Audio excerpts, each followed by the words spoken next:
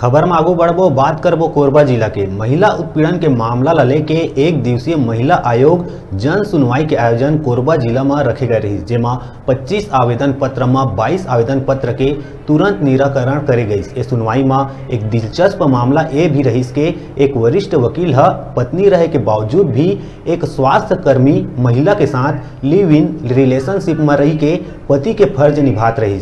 पत्नी के मौत के बाद हर महीना पेंशन भी उठात रही। शिकायत के आधार में राज्य महिला आयोग कार्रवाई करीस, पेंशन बंद करके शासकीय पैसा के गबन के आरोप लगाईस।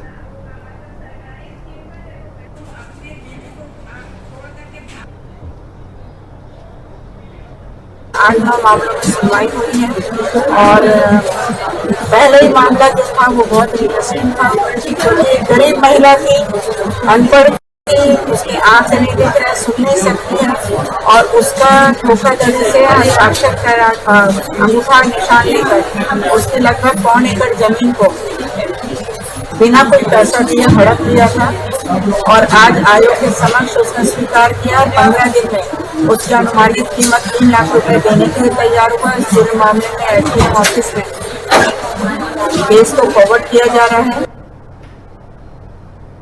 रुका तन छोटकुन ब्रेक के बाद फिर मिलबो, तब तक देखत रहा न्यूज़ 36 छत्तीसगढ़ की आवाज।